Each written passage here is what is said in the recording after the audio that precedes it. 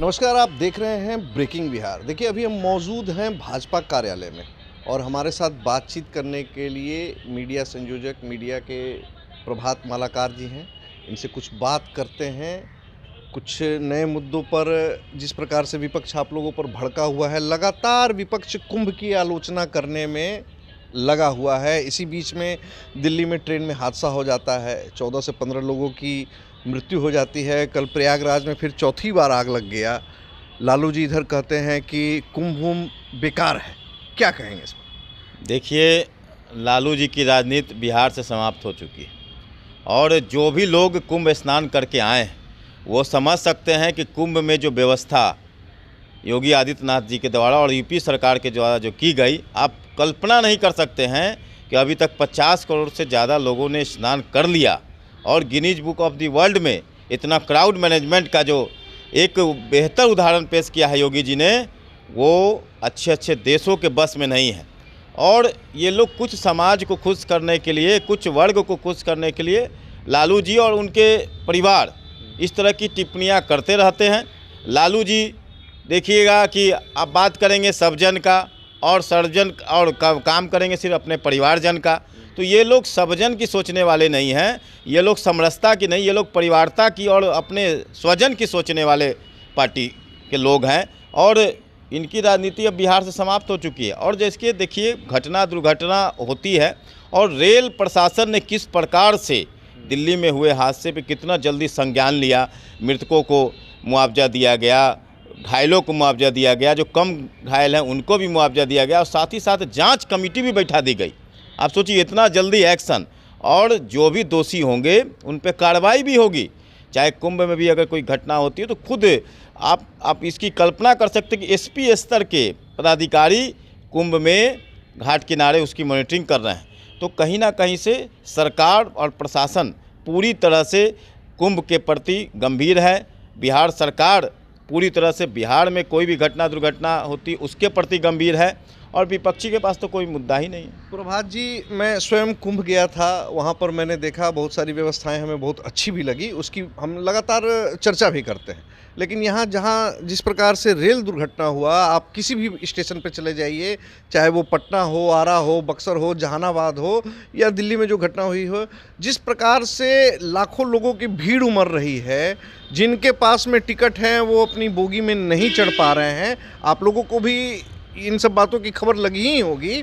जिस प्रकार से अवैध लोग जो है, मतलब जो बिना टिकट के लोग यात्रा कर रहे हैं, AC 1 AC 2 में कब्जा कर लिया जा रहा है और डर से आरक्षित सीट वाले लोग अपनी यात्रा को कैंसिल करा रहे हैं। तो क्या नहीं लगता है कि जिस प्रकार की भीड़ उमड़ने की संभावना थी, इसके बावजूद रेलवे का जो प्रयास है वो नाकाफ़ी है?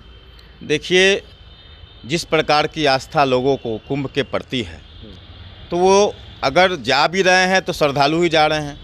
घटना दुर्घटना भी हो रही तो श्रद्धालुओं के कारण ही हो रही है। आगे पीछे चढ़ने, ट्रेन में शीशा फोड़ने, वो भी श्रद्धालु, जो जा रहे हैं वो भी श्रद्धालु। ये कैसा श्रद्धालु है कि आपस में लड़ाई कर रहा है, डंडा से मार रहा है?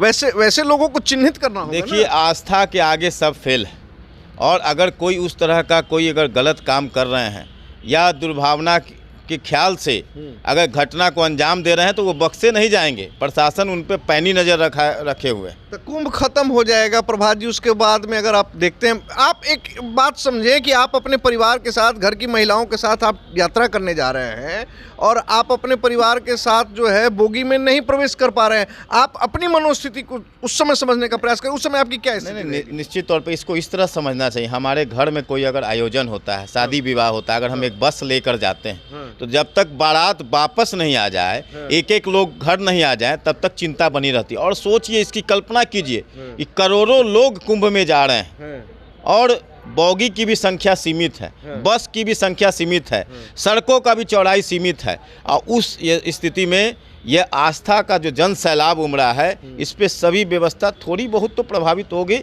लेकिन प्रशासन, यूपी प्रशासन, बिहार प्रशासन पूरी इस जो कुंभ का, जो महाकुंभ का जो यात्रा है, उसके प्रति पूरी गंभीर है। अभी हम आरजेडी के प्रवक्ता शक्ति यादव जी से भी मिले थे। उनका भी ये कहना है कि आप उतने ही लोगों का टिकट क्यों नहीं काटते हैं जितने लोग आसानी से यात्रा कर सकें। अरे शक्ति यादव जी क्या बोलेंगे, वो तो खुद बिहार में शराबबंदी है, अर्धनग्न में शराब पीते हुए वीडियो वायरल होता है। कभी वो तो झूठा खबर चलवाते हैं कि तेजस्वी यादव नीतीश कुमार जी से मिलने आए। तो ये लोग सत्ता लोलुपता में एन केन प्रकारेन, चाहे आरजेडी से जिस प्रकार की घटना के बाद जो बयान आ रहा है वो कितना शर्मनाक है। अगर कोई दुर्घटना होती है तो उसमें मदद करना चाहिए। आपके दल के जो लोग हैं, आपसे जुड़े हुए लोग हैं, तो उन्होंने अपनी संवेदना व्यक्त की। संवेदना व्यक्त करने से होगा?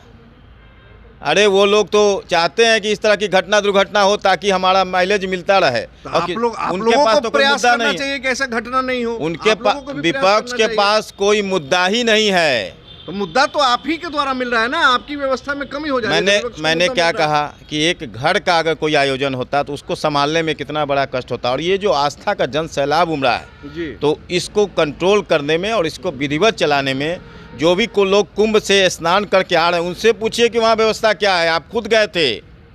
तो ये लोग को मुद्दा विहीन बातें करते हैं, कोई फर्क नहीं पड़ने वाला है। चुनाव नज़दीक देखता आता, डेली एक मुद्दा चुनते हैं और चारों खाने चित होने वाले हैं। देखिए, तो प्रभात जी का कहना है कि विपक्ष चारों खाने चित होने वाला है। हालांकि जिस प्रकार से हमने शुरू से कहा है कि प्रयागराज में योगी सरकार के द्वारा जो व्यवस्थाएं की गई हैं, उन व्यवस्थाओं पर टीका टिप्पणी अगर कोई करना चाहे तो ज़रूर कर सकता है, लेकिन हाँ, वहाँ की व्यवस्था अच्छी है, हम खुद उस बात के गवाह हैं। लेकिन जिस प्रकार से ट्रेनों में, रेलवे स्टेशनों पर जो भीड़ उमड़ रही है और आरक्षित सीटें होने के बावजूद लोग बोगी में प्रवेश नहीं कर पा रहे हैं। कल दिल्ली में जो दुर्घटना हुई, जिसमें अभी तक कहा जा रहा है कि 15 व्यक्तियों की मृत्यु हो गई है। दुखद बात है कि कहीं पर भी कोई भी घटना होती है उसमें बिहारी लोगों का नाम जरूर शामिल होता है। हालांकि रेलवे प्रशासन का, भाजपा कार्यकर्ताओं के अपने अपने दावे हैं और विपक्ष भी लगातार इन दावों की जो है खिल्ली उड़ाने का या इन दावों की धज्जियां उड़ाने का प्रयास करते रहता है। हम ये चाहेंगे अपने दर्शकों से कि कमेंट बॉक्स में आकर जरूर इस बात को लिखें कि इन सत्ता पक्ष और विपक्ष के लोगों के दावों में कितनी सच्चाई है और जनता इन विषयों पर क्या सोचती है। खबरों का सिलसिला हमारे साथ लगातार इसी तरीके से बरकरार रखें। तब तक के लिए दे इजाज़त। नमस्कार।